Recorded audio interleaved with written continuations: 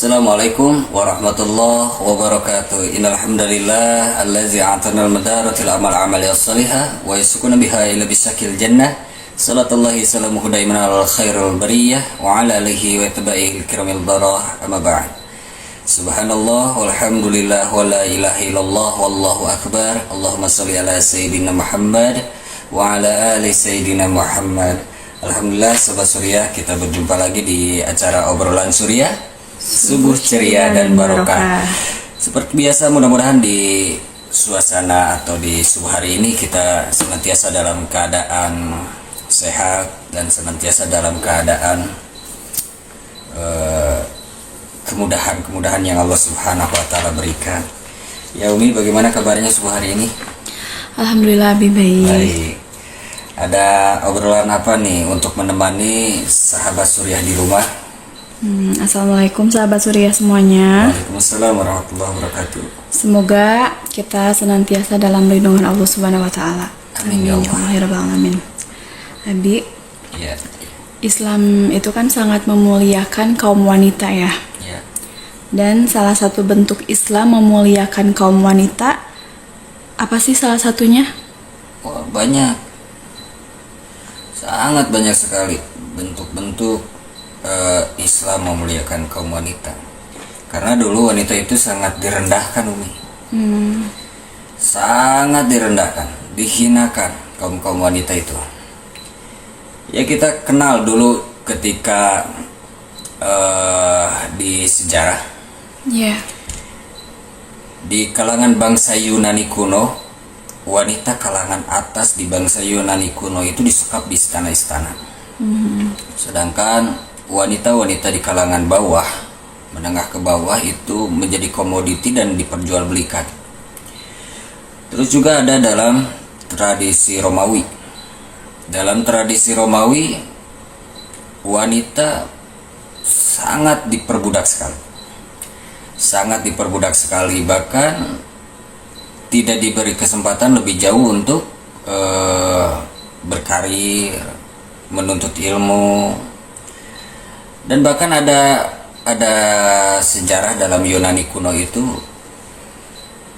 bagaimana perbudakan terhadap wanita, terus merendahkan kaum wanita itu, sampai misalkan ada ahli keluarga yang meninggal, para wanitanya itu dilarang untuk menangis.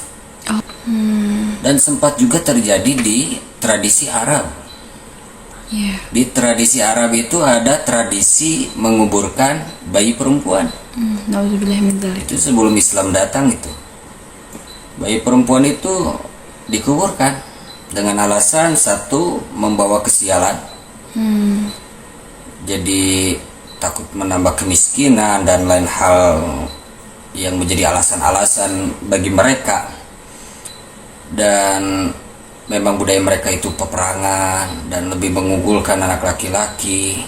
Akhirnya merasa malu dan merasa punya bayi perempuan itu mungkin sudah masuk dalam tradisi, akhirnya hal itu dilakukan. Bahkan ada sebuah riwayat ketika itu Qais bercerita kepada Rasulullah SAW ketika Qais ini menguburkan bayi perempuannya. Berceritalah Qais di hadapan Rasulullah SAW. Waktu itu istrinya itu sedang mengandung dan setelah melahirkan menyembunyikan kelahirannya itu di hadapan suaminya. Dengan alasan ada sebuah penyakit yang mengakibatkan keguguran. Jadi Qais ini tidak tahu kalau istrinya melahirkan seorang bayi perempuan. Akhirnya beranjak agak besar bayinya. Tiba-tiba ketika Qais beserta istrinya di dalam rumah, ada anak perempuan masuk ke dalam rumah dan menyapa, "Mana ibuku?" Maka Qais bertanya, "Siapa itu?" Dan istrinya bercerita bahwa itu adalah anak perempuannya. Dulu dilakukan atau bisa berbohong kepada Qais karena takut. Karena takut Qais melakukan hal yang biasa dilakukan di tradisi-tradisi Arab. memang tidak semua suku melakukan tradisi itu. Nah, akhirnya Qais ini membawa anak perempuannya yang diceritakan Qais di hadapan Rasulullah sangat cantik wajahnya, matanya sangat indah. Diajaklah anak perempuan ini ke tengah gurun dan Qais menggali tanah begitu dalam, dan memasukkan anak perempuan itu ke dalam galian tanah itu. Lalu Qais menimbunnya dengan tanah dan si anak itu memanggil, ayahku sayang, ayahku sayang, ayahku sayang, apakah engkau mau meninggalkanku dan engkau akan kembali kepada ibuku tanpa membawaku? Namun Qais bercerita di hadapan Rasulullah, sempat ada hati nurani, namun semua itu dicampakkan dan tetap terus menimbunnya dengan tanah. Akhirnya dikubur hidup-hidup. Dikubur hidup-hidup. Dan Rasulullah SAW mendengar cerita ini bercucuran air mata. Lalu beliau bersabda, itu adalah perbuatan hati batu yang tidak mempunyai belas kasihan, sesungguhnya jauh dari rahmat Allah Subhanahu wa Ta'ala. Nah, sempat juga ini kisah tentang tradisi Arab ini. Mungkin Umi pernah mengenal Umar bin Khattab radhiyallahu an. Ada sebuah riwayat ketika duduk-duduk bersama para sahabat, bahkan ada para Rasulullah, kadang tersenyum, kadang menangis. Yang riwayat cerita itu tidak tahu sahih atau tidak. Yang jelas Umar bin Khattab tidak pernah membunuh bayi perempuan, dan bukan tradisi dari daripada kaumnya Umar bin Khattab radhiyallahu anhu, karena Umar bin Khattab itu dari kaum Quraisy, dan kaum Quraisy ini tidak mempunyai tradisi menguburkan bayi perempuan hidup-hidup. Kan kita tahu anaknya Umar bin Khattab itu Hafsah radhiyallahu anha, yang kemudian menjadi istrinya Rasulullah sallallahu alaihi wasallam kan. Seandainya Umar bin Khattab membunuh bayi perempuan, mungkin tidak ada Hafsah. Jadi itu riwayat yang terbantahkan dan fitnah terhadap Umar bin Khattab radhiyallahu an, bahwa Umar bin Khattab radhiyallahu an tidak pernah membunuh bayi perempuan. Seperti riwayat-riwayat yang sudah populer, Umar bin Khattab tertawa karena mengingat masa lalunya ketika jahiliyah, memakan Tuhannya yang terbuat dari kurma, dan menangis karena pernah membunuh bayi perempuannya, mengubur hidup-hidup. Sesungguhnya itu fitnah. Cerita itu fitnah dan tidak sahih, karena tradisi daripada Quraisy sendiri tidak pernah mempunyai tradisi menguburkan bayi perempuan hidup-hidup. Jadi terbantahkan itu sejarah itu, bahwa sesungguhnya Umar bin Khattab tidak pernah melakukan hal tersebut. Nah, jadi zaman ke zaman wanita itu direndahkan, dihinakan. Bahkan di tradisi Arab itu istri itu bisa diwariskan kepada anaknya, bisa diwariskan kepada anaknya, bisa diperjualbelikan juga, bisa diperjualbelikan dari bangsa dulu Yunani, Romawi, bahkan Arab jahiliyah. Wanita itu jadi komoditi, diperjualbelikan. Bahkan sejarah-sejarah yang makin kesininya juga tuh, ketika tidak mengenal Islam, benar-benar wanita itu direndahkan. Kita mengenal dengan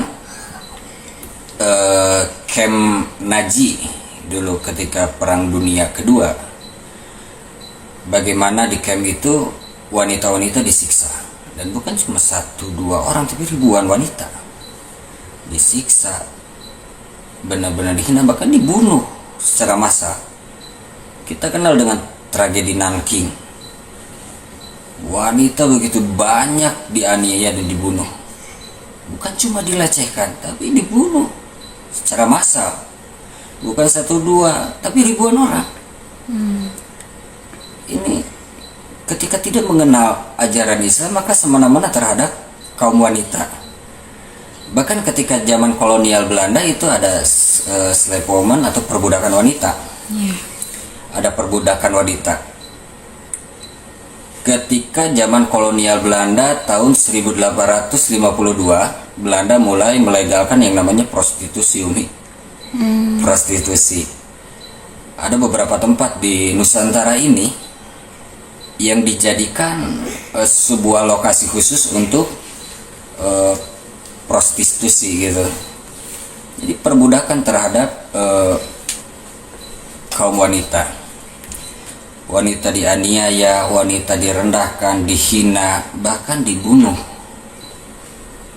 Beberapa tragedi yang tadi disebutkan di belakang itu jumlahnya juga dalam tragedi Nanking itu subhanallah sangat banyak, bukan satu dua, puluhan, ratusan, bahkan ribuan. Begitu banyak yang menjadi korban daripada kaum wanita. Salah satunya Islam mengangkat harkat derajat wanita, bahkan disamaratakan dengan kaum laki-laki. Sesungguhnya Allah tidak membedakan gender. Yang Allah lihat itu ketakwaan terhadap Allah Subhanahu wa taala, dan yang pantas menilai ketakwaan itu bukan kita, bukan makhluk, tapi langsung Al-Khaliq, yaitu Allah Subhanahu wa taala yang akan menilai ketakwaan seseorang. Itulah salah satu bentuk Islam memuliakan kaum wanita. Jadi begitu banyak sejarah kelam, begitu banyak sejarah yang sangat memilukan yang menimpa kaum wanita. Bahkan terjadi di Nusantara ini ketika zaman penjajahan itu ya, yang tadi disebutkan tadi, Belanda mulai memberlakukan perbudakan terhadap kaum wanita. Pada saat penjajahan itu? Pada saat penjajahan, bahkan dalam manuskrip Serat Centani, di dalam kutipannya itu ada juga dijelaskan bagaimana wanita-wanita Jawa juga mengalami perbudakan atau jual beli wanita. Nah, di zaman Belanda pada tahun 1852 itu pemerintahan Hindia Belanda benar-benar melegalkan prostitusi. Seperti yang terjadi di Jakarta, itu ada di Makau, Jakarta. Atau yang di Bandung itu yang terkenal Saritem, Umi. Saritem itu sudah ada sejak tahun 1838. Jadi sebelum Indonesia merdeka. Jauh sebelum penjajahan. Jauh sebelum Indonesia merdeka.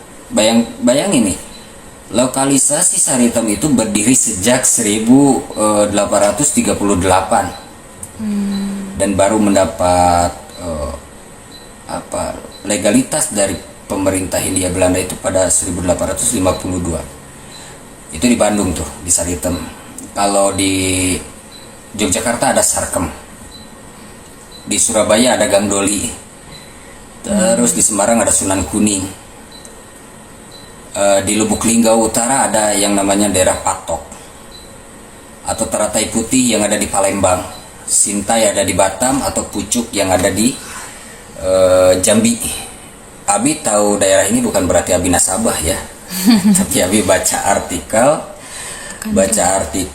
dan itu tempat-tempat dulu yang dijadikan prostitusi, komoditi untuk menjual wanita, perbudakan wanita. Ini bagi orang-orang yang tidak mengenal Islam, wanita itu sangat direndahkan, sangat dihinakan. Maka datanglah Rasulullah SAW membawa Islam dan sangat memuliakan wanita. Ketika terjadi tradisi menguburkan bayi perempuan di beberapa kalangan suku Arab,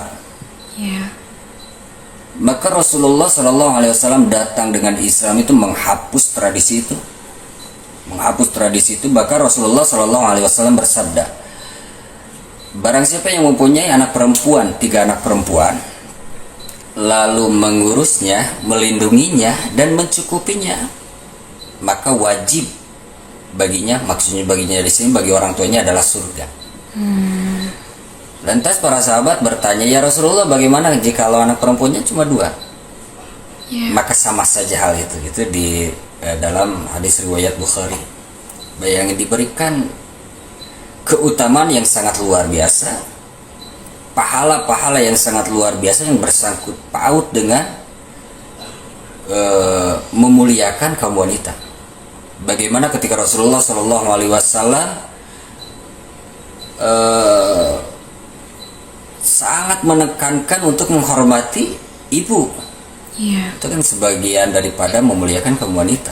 Iya. Sahabat Rasulullah, sahabat radhiyallahu anhuma bertanya kepada Rasulullah, siapakah yang harus aku hormati? Ibumu. Siapakah yang harus aku hormati? Ibumu. Siapakah yang harus aku hormati? Ibumu. Lalu siapa lagi ya Rasulullah yang wajib aku hormati?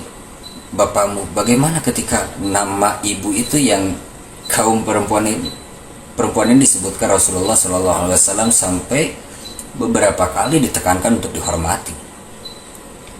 Bahkan sebaik-baik laki-laki adalah laki-laki yang bersifat lemah lembut terhadap wanita. Sangat dimuliakan sekali dan memiliki hak yang sama. Dulu itu wanita jangan jauh-jauh mempunyai apa ya namanya, hak waris. Nggak ada tuh dulu. Oh gitu. Datang Islam baru ada hak waris. Nggak punya tuh hak waris dulu dalam apa namanya, sejarah Yunani, Romawi, Arab jahiliyah nggak ada tuh, nggak ada. Justru wanitanya sendiri yang menjadi warisan, diwariskan. Oh gitu. Nggak punya hak waris, tapi Islam sangat memuliakan. Itu dalam tragedi Nanking itu wanita dibantai habis-habisan. Dalam Perang Dunia Kedua, bagaimana Nazi membantai kaum wanita itu sangat memilukan. Perang Islam yang terjadi dengan kaum kafir, bagaimana aturan Islam? Jangan memerangi kaum wanita, kaum lemah, ataupun pemuka agama dari golongan kafir yang sedang diperangi. Jangan jauh-jauh wanita. Memetik daun secara sembarangan saja tidak boleh. Iya ya, kalau dalam Islam ya. Dalam Islam sangat dimuliakan sekali, sangat dimuliakan sekali. Ketika sosok wanita itu sebagai anak perempuan mempunyai hak yang sama untuk dimuliakan, bahkan diberikan keutamaan yang sangat luar biasa. Seperti tadi hadis riwayat Bukhari, ketika kita menjaganya, mencukupinya, melindunginya, maka jaminan kepada orang tuanya adalah surga. Iya. Ketika sosok wanita itu sebagai ibu begitu ditekankan, bahkan dalam Al-Quran pun ada bagaimana kita harus berbuat baik, berbakti kepada orang tua. Itu banyak ayat yang menekankan kita harus berbuat baik kepada orang tua, kepada ibu terutama. Bahkan hadis-hadis Rasulullah Shallallahu Alaihi Wasallam menekankan kita harus menghormati sosok yang bernama ibu itu. Nah, ketika wanita porsinya sebagai istri juga sangat dimuliakan dalam Islam. Sangat dimuliakan dalam Islam. Bagaimana tidak boleh dipaksa istri itu? Gak boleh tuh dipaksa istri. Dalam Al-Quran dijelaskan tidak boleh dipaksa. Bahkan ada aturan-aturan sendiri. Kita harus memuliakan yang namanya istri. Sosok perempuan yang apa namanya, babnya istri. Tadi kan sebagai anak, sebagai ibu.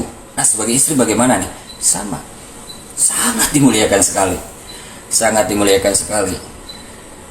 Bahkan diberikan pahala-pahala yang luar biasa di dalamnya ketika sudah berumah tangga dan kita menyikapi begitu ramah dan penuh kasih sayang terhadap istri. Ketika istri salah juga, Islam sangat melarang keras memukul wajah istri atau memukul sengaja untuk menyakiti. Itu tidak boleh. Memukul wajah perempuan atau memukul wajah istri haram hukumnya. Tidak boleh sama sekali dilakukan. Sangat indah bukan? Itulah kemuliaan-kemuliaan yang diberikan kepada kaum wanita.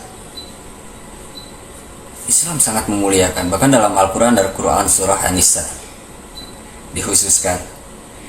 Dan tidak Islam itu tidak apa namanya, membatasi untuk berekspresi selama tidak melanggar syariat. Makanya kita kenal figur-figur sahabiah, sahabat-sahabat Rasulullah SAW dari kaum wanita yang bermunculan menjadi idola-idola tersendiri. Seperti layaknya para sahabat-sahabat radhiyallahu anhum, ada Umar bin Khattab, ada Ali bin Abi Thalib, ada Utsman bin Affan radhiyallahu anhum. Ya. Begitupun wanita.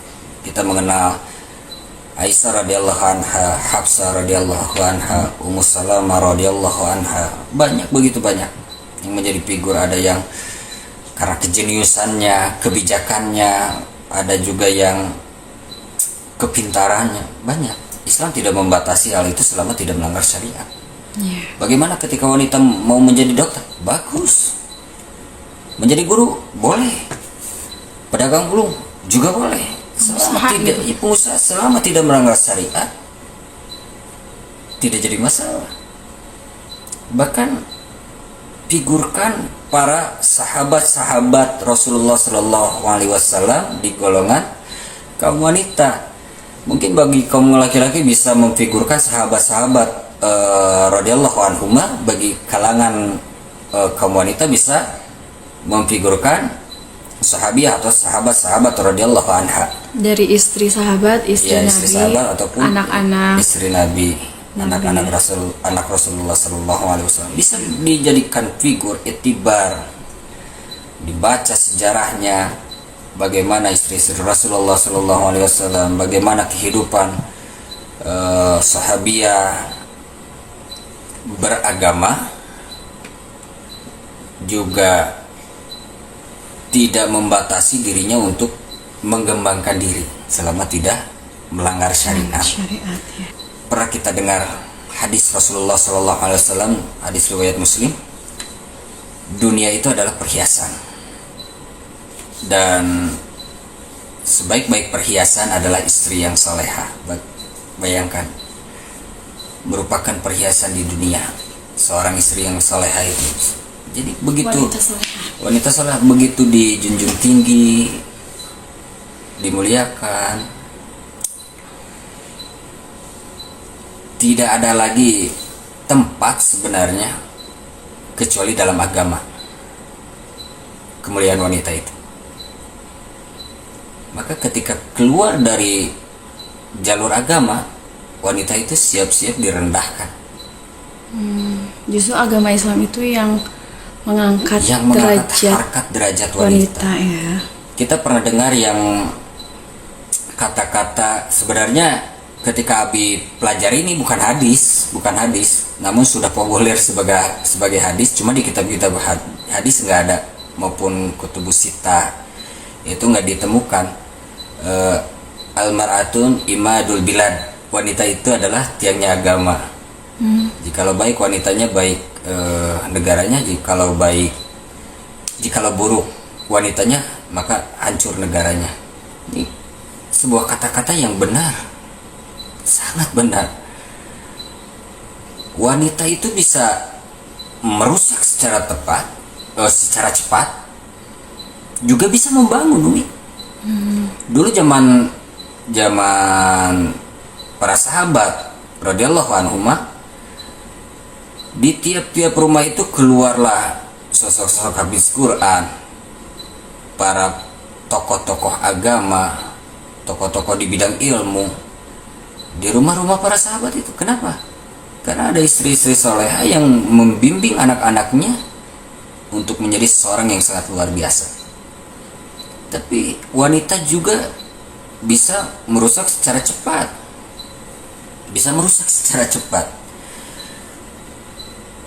Difirmankan oleh Allah Subhanahu wa taala dalam Quran surah Yusuf ayat 28, bagaimana tragedi Yusuf itu, sejarah Nabi Yusuf. Dan dalam Quran surah Yusuf ayat 28 itu Allah Subhanahu wa taala berfirman, tipu daya wanita itu sangatlah hebat. Berbanding terbalik dengan Quran surah An-Nisa ayat 76 yang mengatakan tipu daya setan itu lemah. Makanya Rasulullah Shallallahu Alaihi Wasallam menitipkan kepada kita kita semua Anissa, wanita. Iya. Satu wanita saja itu bisa merusak ribuan mata laki-laki kan. Dia buka aurat, dia tampilkan, ditonton ribuan laki-laki, hancur semua. Hancur moral, hancur pahala. Benar tidak? Iya. Maka dari itu dititipkan oleh Rasulullah SAW banyak produk-produk yang tidak ada sangkut pautnya dengan wanita, karena wanita itu merupakan keindahan perhiasan. Tapi sebaik-baik perhiasan di dunia ini adalah wanita soleha. Lihat produk-produk yang tidak ada sangkut pautnya dengan wanita, tapi memakai kaum wanita sebagai figur iklannya, ya kan? Iya. Banyak, apapun produknya pasti pakai wanita sebagai figur iklannya. Maka bagaimana sosok muslim, pemuda-pemuda muslim mengembalikan marwah, mengembalikan jati diri para muslimah kembali ke habitatnya. Iya, kembali kepada kemuliaannya. Ketika ada wanita yang melenceng dari kebenaran, mereka tersesat.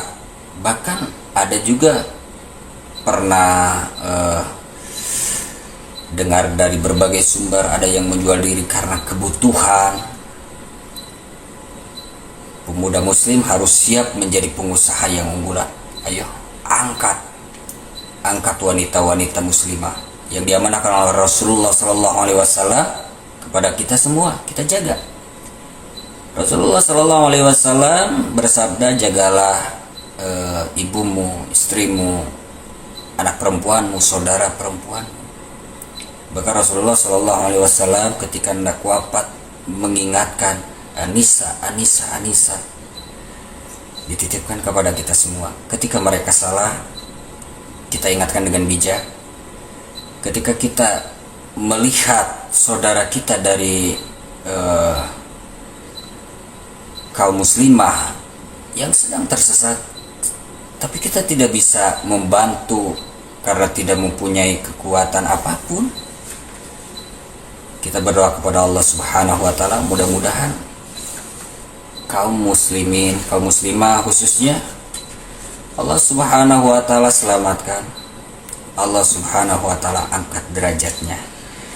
Jadi tidak ada cara yang tepat kecuali para muslimah ini kembali kepada jalur agama agar menemukan lagi kemuliaannya. Ya, sebelum dilanjut ada pertanyaan lagi, Umi? Nah, bagaimana cara memupuk pemahaman agama bagi kaum wanita? Memupuk pemahaman agama bagi kaum wanita. Sekarang banyak cara kan? Banyak cara, seperti salah satunya kita menonton ya konten-konten YouTube. Banyak guru-guru kita seperti para ustadz-ustadz yang sudah alim, Ustadz Adi Hidayat, Ustadz Abdul Somad, banyak referensi Buya Yahya, banyak guru-guru kita. Ataupun kita bermajelis, bisa. Kalau misalkan seorang istri, bisa suaminya yang mengajarkan, karena istri juga mempunyai hak untuk menikmati agama, hak untuk menikmati bagaimana indahnya baca Quran, hak menikmati bagaimana nikmatnya sholat malam, hak menikmati bagaimana nikmatnya saum sunnah. Itu mempunyai hak Mencari ilmu juga. Mencari ilmu, mendapatkan ilmu agama. Tapi yang jadi pertanyaan, bagaimana ketika suami saya tuh tidak paham agama, bahkan baca Quran juga tidak bisa. Iya, gimana mau mendidik misalnya? Nah, berarti si suaminya harus menitipkan kepada ustazah, bukan ustadnya. Iya kan sekarang Abi bahaya. Banyak juga kajian yang diisi oleh ustazah, iya, guru-guru. Sekarang banyak. Makanya nih, Umi juga harus lebih berperan. Bagaimana peran Umi juga untuk kaum wanita. Makanya ketika banyak ibu-ibu yang ingin dan saya mau ngaji nih, ya lewat Umi aja lah, lewat istri aja gitu. Gak mungkin juga kan diajarin. Ya seperti itulah salah satunya untuk memupuk pemahaman agama bisa majelis, bisa memperbanyak baca buku, Iya, dari baca buku bisa. menonton acara-acara religi, kajian-kajian agama Islam, banyak lah. Dan banyak Abi buku-buku ya, buku-buku kisah Sahabiah. Iya, Kita bisa tiru di itu kan sejarah ya. iya. Bisa meniru keseharian para Sahabiah misalnya. Yes, bisa lewat baca buku sejarah para sahabat Rasulullah Shallallahu Alaihi Wasallam dari kaum wanita. Iya. Jadi pokoknya ingin paham agama, maka usahakan diri, luangkan waktu, benar-benar berusaha sekuat tenaga melalui apapun itu, siapkan diri untuk paham, Ya, jadi mencari ilmu ya. Kalau misalkan di masjid ada majelis, luangkan waktu, langkahkan kaki, bukan cuma hanya keinginan, sampai kapanpun kalau tidak diwujudkan ya tidak akan wujud. Ya, ada lagi nggak? Mencari ilmu untuk perempuan itu kan banyak ya. Iya. Salah satunya mungkin cara-cara menjadi perempuan atau wanita yang baik itu seperti apa aja yang dilarangnya, mungkin apa aja gitu kan ya. Iya. Nah, Umi juga sering dengar sih katanya kalau make up itu gak boleh, skincare gak boleh. Sedangkan itu kan merawat diri termasuknya atau gimana sih? Iya.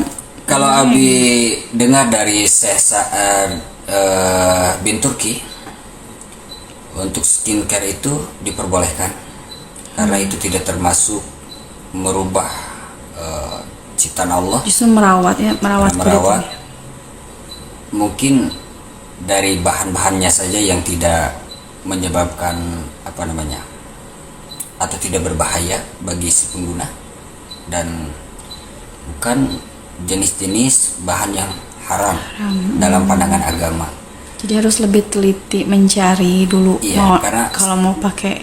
Iya, karena skincare itu kan perawatan. Iya. Ya, skincare perawatan. Jadi boleh-boleh saja asalkan satu tidak berbahaya bagi si penggunanya. Iya. Yang kedua, bahan-bahannya itu tidak haram, Tidak melanggar agama. tidak melanggar syariat agama. Jadi boleh saja. Bagus untuk perawatan, karena wanita juga harus cantik. Cuma cantiknya untuk siapa? Itu. Kalau cantiknya tabarus, dipersembahkan untuk seseorang yang bukan mahramnya,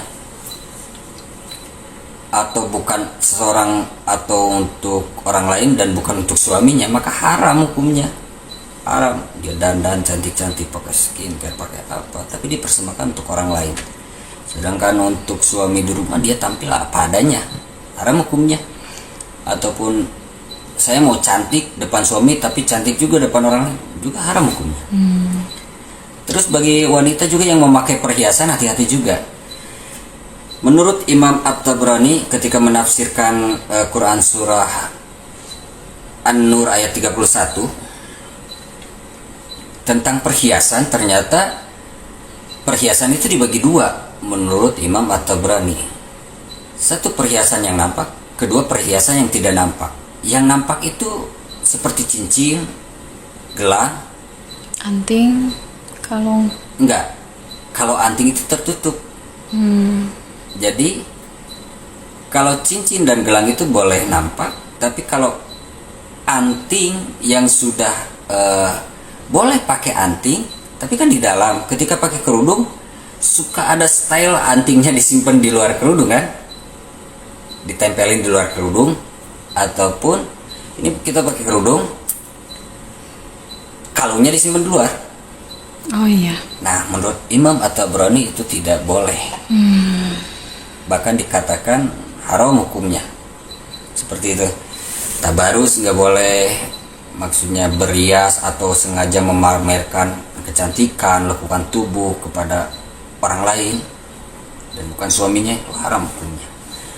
Makanya ketika kita mengerti suaminya mengerti, ayahnya mengerti, saudaranya mengerti, bisa membatasi hal-hal yang dilarang agama. Mencukur alis, ibu-ibu ini mencukur alis jangan. Rasulullah Shallallahu Alaihi Wasallam bersabda, Rasulullah melaknat bagi perempuan-perempuan yang meminta mencukur alis. Itu dalam hadis riwayat Bukhari. Kan kita sudah ada tuh ya, misalnya terus dicukur terus gambar lagi, Dibentuk gitu. dibentuk lagi, buat apa capek-capek, udah apa adanya saja. Daripada malah jadi dosa, mending ditinggalkan. Dulu belum tahu, ya sekarang udah tahu, jangan. Seperti itu.